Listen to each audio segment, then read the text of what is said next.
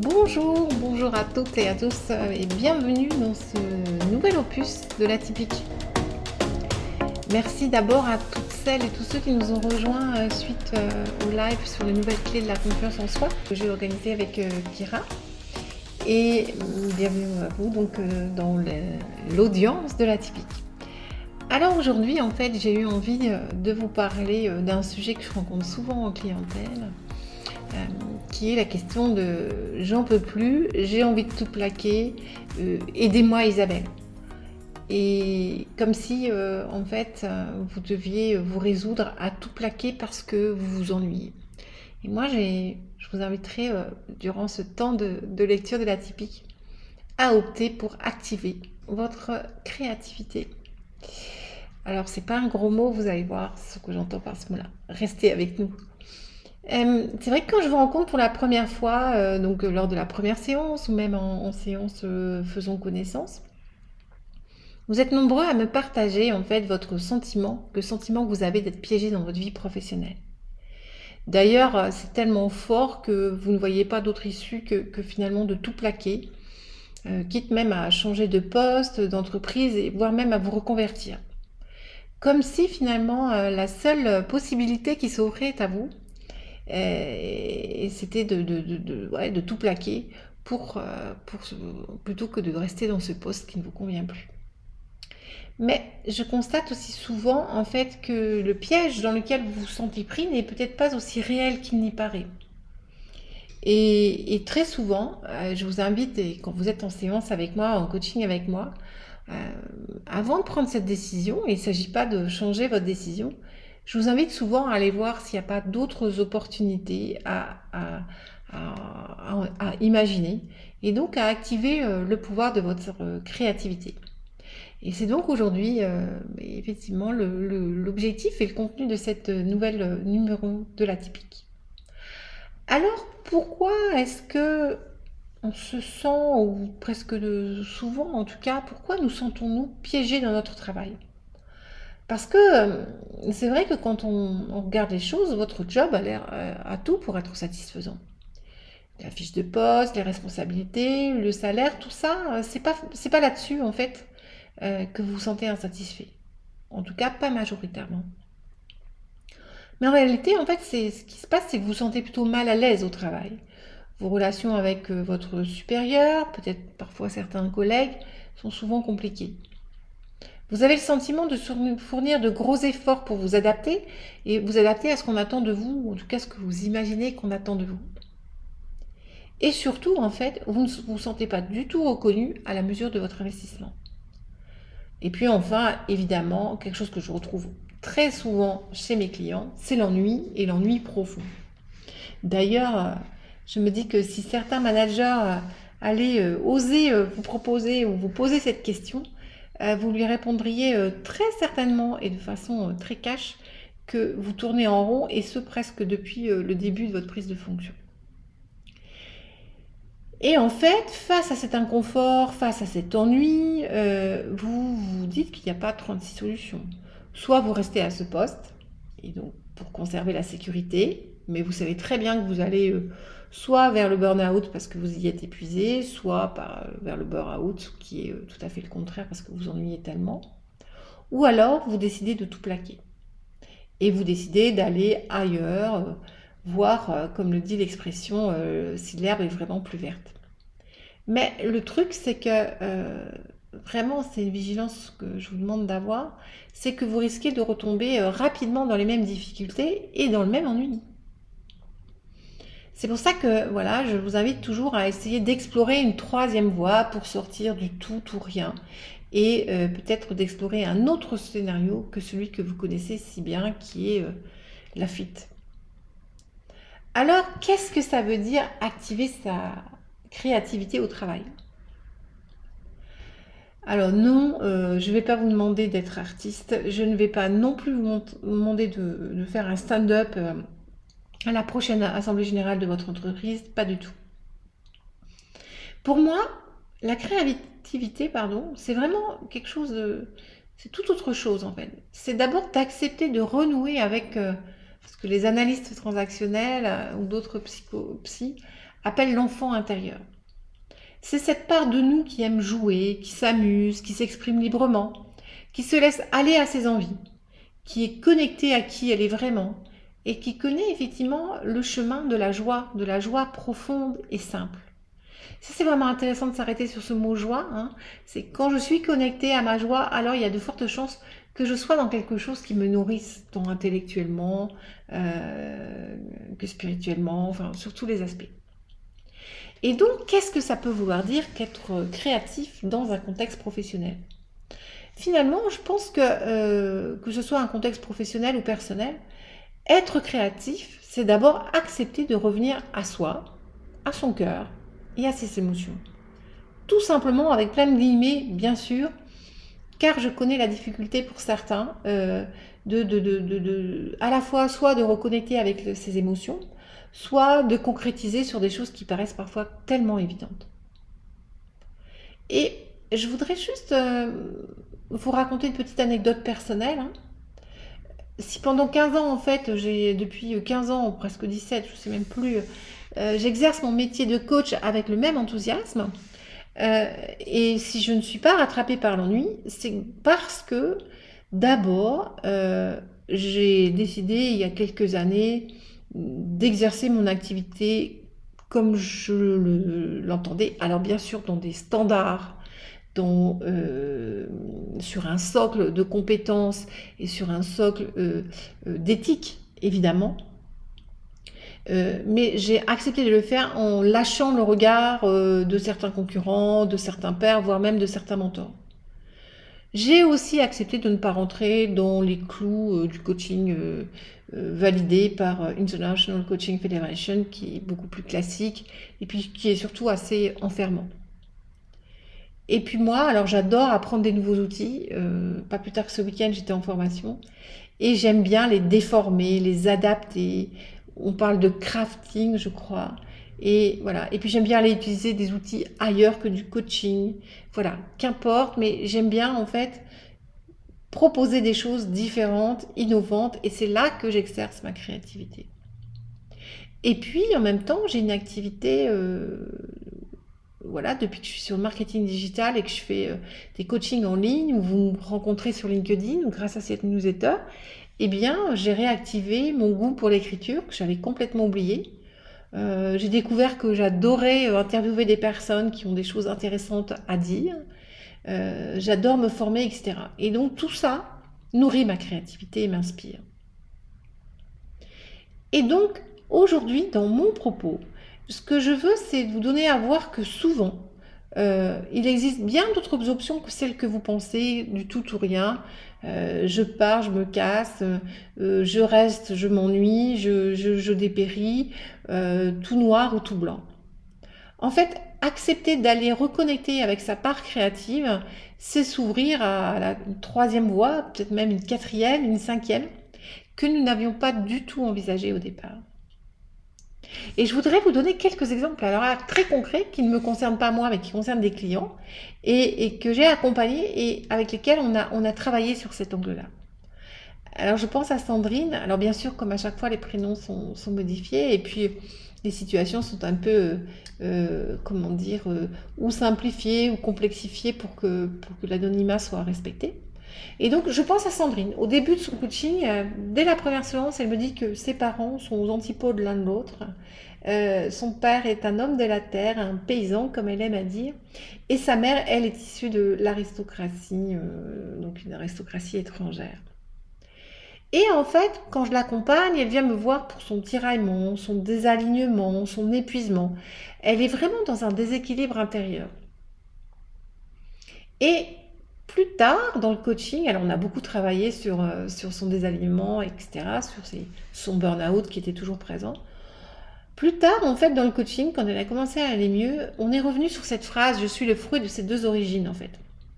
D'ailleurs, c'est Sandrine toute seule qui est revenue puisqu'elle le reprononce en séance. Et je lui propose en fait d'explorer une piste. Je propose une option en fait.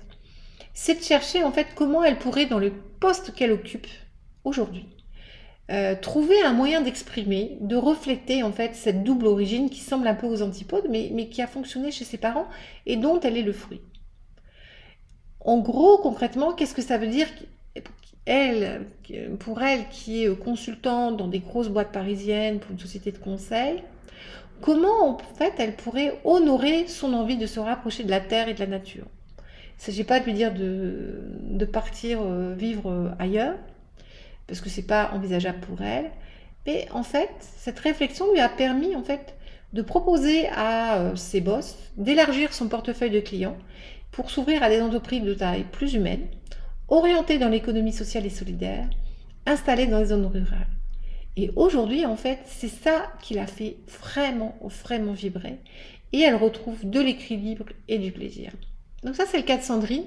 Comment on est reparti de ses origines, voilà, pour en fait surmonter ce tiraillement parce qu'elle était coupée d'une des parties de ses origines. Et du coup, comment elle pouvait remettre ça dans le travail. Ça lui a demandé de la créativité pour y réfléchir. Ça lui a demandé de sortir du cadre habituel. Je pense aussi à Julie, qui est une avocate de renom pour une grosse entreprise assez connue. Et elle vient me voir, elle veut changer de métier. Elle n'en peut plus, elle aussi, elle est un peu dépitée, elle est fatiguée, elle est épuisée, mais elle élève seule ses enfants et sa peur, c'est l'insécurité financière. Donc pas question de changer pour n'importe quoi et n'importe comment. Au fil de son accompagnement, en fait, je m'aperçois que dans son poste actuel, en fait, elle se sent surtout très enfermée dans plein d'injonctions qu'elle a sur elle, dans son rôle, et plein de choses qu'elle pense que son employeur attend d'elle. Et donc, on décide d'explorer cette part créative qu'elle a complètement laissée tomber depuis plusieurs années. Et c'est difficile pour elle de la réactiver, mais elle se rappelle combien elle aimait aller au musée, combien aussi elle aimait faire du piano. Et elle va reprendre le piano et retourner visiter ces musées. Alors, bien sûr, Julie ne s'est pas transformée en prof de piano ou en artiste peintre. Non. Elle n'a même pas quitté son job, en fait.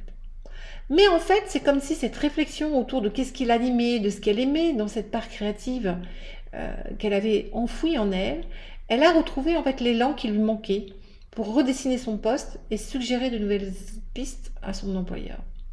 Alors en fait, ça s'est traduit comment? Elle s'est formée à des outils d'intelligence collective, la facilitation, elle a introduit de nouvelles façons de travailler et surtout, elle s'est mise à développer des projets de communication alors qu'elle était plutôt dans le juridique. Hein. Et du coup, elle a collaboré aussi avec des prestataires dont elle ne connaissait absolument pas l'univers.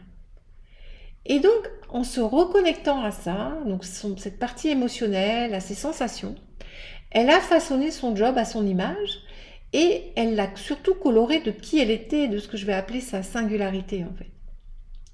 Et du coup, elle a retrouvé complètement son équilibre professionnel et surtout des belles perspectives d'évolution et aussi financières, je tiens à le dire, qu'elle n'avait jamais pensé pouvoir obtenir. Et enfin, je vous donne un autre exemple qui m'a beaucoup marqué. C'est Stéphanie, qui est DRH quand je la rencontre d'un magasin, une enseigne de bricolage.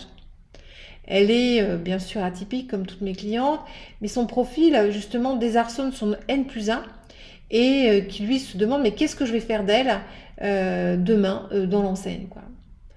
Et du coup, quand je reçois Stéphanie, elle est partie, elle sait plus ce qu'elle veut faire et elle me partage son rêve en fait. Elle veut tout arrêter et être tisseuse d'or. Donc vous voyez, c'est assez loin du métier de DRH dans une enseigne de bricolage. Et donc en fait, quand nous démarrons cette exploration, en fait, bien sûr que nous laissons cette porte ouverte à cet endroit-là.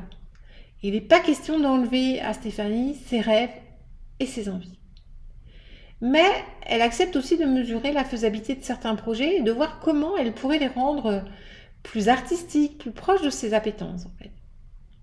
Et là, on s'aperçoit effectivement qu'elle a une personnalité originale, créative, mais qu'elle peut aussi s'exprimer dans son entreprise d'aujourd'hui, puisque à ce moment-là, l'entreprise est prête aussi à évoluer. Et là, Stéphanie va aller se former à la facilitation graphique. Elle va commencer à animer des réunions voilà, avec des outils de la facilitation. Elle va se former au design. Elle aussi à l'intelligence collective. Et du coup, elle va apprendre à fonctionner avec les équipes différemment. Et elle est devenue aujourd'hui directrice de magasin, pleinement épanouie, car reconnue dans sa singularité et sa délicatesse. Et effectivement, elle s'éclate. Voilà les 3 exemples qui me paraissaient intéressants que vous ayez en tête quand je vous parle de créativité. Et vous voyez que c'est pas des choses.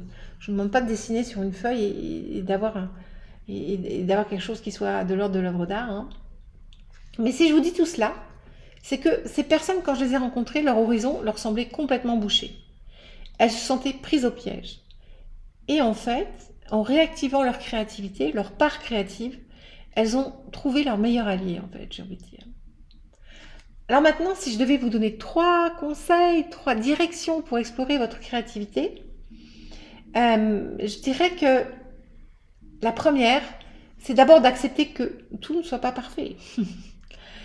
Vous le savez, en fait, souvent le perfectionnisme est l'un de vos principaux freins internes, hein. C'est souvent un mécanisme, d'ailleurs, le perfectionnisme, c'est un mécanisme que vous utilisez pour vous sentir davantage en sécurité, pour avoir ce sentiment aussi de contrôler votre environnement, de le maîtriser. Mais c'est surtout un leurre.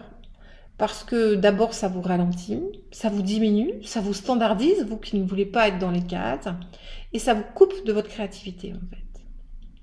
Et finalement, le perfectionnisme, il faut vraiment le voir comme quelque chose qui vous met dans des murs que vous construisez à vos dépens, en fait. Donc ici, il ne s'agit pas de faire une œuvre parfaite, il s'agit juste de laisser libre cours à cette part créative qui est en vous. De vous autoriser à aller de l'avant, de tâtonner, d'être dans un processus de création plus que d'être dans une intention de créer quelque chose. Ça, c'est donc ma première direction en fait, avec laquelle je travaille avec mes clients, c'est lâcher la perfection, accepter que tout ne soit pas parfait. Une deuxième direction, souvent avec laquelle je travaille avec mes clients, c'est accepter de lâcher la sécurité pour expérimenter. Et j'ai envie de dire, quand on est perfectionniste, on cherche aussi la sécurité. On veut tout contrôler. Et quand je vous parle d'accepter de lâcher ce sentiment de sécurité, je vous parle en réalité d'accepter de vous planter, de vous tromper, de vous réajuster. La vie, en fait, est par définition une aventure complètement insécure. Et je voudrais revenir à ça parce que la notion de sécurité, en fait, on la retrouve aujourd'hui, le besoin de sécurité, on le retrouve dans toutes les sources du développement personnel, de la psychologie. C'est apparu dans les années 70 et à mon sens, c'est pas notre meilleure amie en fait. Elle va vraiment à l'encontre du principe de vie qui est une succession d'expériences finalement. Nous sommes là pour tenter, pour expérimenter, pour mesurer, pour ajuster. Alors évidemment, certains vont me dire oui mais Isabelle, c'est pas toujours confortable. Oui, on est d'accord. Mais arrêtez de voir vos échecs comme des échecs, mais plutôt voyez-les comme des preuves de vie et d'envie. Parce que quand vous êtes dans un échec, c'est que vous avez tenté quelque chose que vous n'aviez jamais fait jusqu'à maintenant. Je vous invite donc à faire l'effort, puisqu'au début c'est pas tout à fait naturel, de vivre ce processus créatif vraiment comme une expérience de vie, et non comme quelque chose que vous allez soit réussir, soit rater. Et je sais par expérience que souvent, en fait, vous partez avec une idée de création et puis ça génère d'autres idées, ça génère des pistes que vous allez explorer. Et peu à peu, vous allez voir autre chose se dessiner, hein. Et donc finalement, ce processus vous met dans une rencontre avec vous-même, avec des ajustements, effectivement, que vous allez mettre en place ou pas. Vous êtes toujours libre de faire ou pas. Voilà, ça c'est pour cette deuxième piste hein, qui me paraît vraiment importante, c'est la sécurité ne fait pas partie de ce monde. Nous vivons dans quelque chose d'insécure et j'apprends à vivre avec, voilà, et à traverser cet inconfort. La troisième direction, pour en finir, c'est vraiment d'accepter de renouer avec vos rêves. On l'a vu dans le cas de Stéphanie, mais c'était aussi un peu le cas de Julie. C'est vraiment de revenir à écouter de nouveau vos émotions, votre cœur, là où vous avez pris l'habitude de n'écouter que votre tête. Et voilà, et vous aviez des rêves que vous avez délaissés parce que la vie a fait que vous n'y avez pas forcément accédé de suite. Vous avez tenté de vous conformer, vous avez tenté d'entrer dans le moule de votre job, de votre fiche de poste, etc. Mais en fait, vous le savez bien, c'est pas fait pour vous en fait, les profils atypiques. Les cases sont souvent trop exiguës. Et donc, elles ont tendance plutôt à étouffer vos potentiels, vos talents. Et moi, je vous invite vraiment à revenir à vos rêves, à ce qui vous anime profondément et à ce qui vous appelle. Et donc, revenir à ça, c'est aussi revenir vers sa singularité, ce qui fait votre différence. Et donc, je vous invite vraiment à essayer de comprendre que tout ça, ces 3 pistes, œuvrent ensemble à ce que vous testiez, à ce que vous changiez des choses, peut-être petites, peut-être grandes, mais surtout, en fait, vous sortez de la tête et vous rentrez dans l'action. La singularité, elle s'exprime d'abord et avant tout dans l'action. Si elle reste que dans votre tête, elle va vite s'appauvrir et elle aura du mal à être reçue en fait. Alors pour conclure, je voudrais simplement vous encourager à oser imaginer, oser tâtonner, oser créer une place pour votre singularité. Voilà, j'espère en tout cas que ces mots auront permis de nourrir votre réflexion, que vous arriverez mieux à sortir du piège dans lequel vous vous sentez peut-être enfermé. Et peut-être qu'il s'agira de quitter votre job, mais peut-être pas. En tout cas, je vous invite à aller explorer ce que vous dit la créativité. Voilà, et puis si vous aimez cette newsletter, qu'elle soit par mail ou par audio, je vous invite évidemment à la partager. Et puis, si vous avez envie de prendre rendez-vous avec moi, vous trouverez toutes les informations dans le descriptif de cette vidéo. Je vous dis à très bientôt, à dans 15 jours pour un nouvel opus de l'Atypique.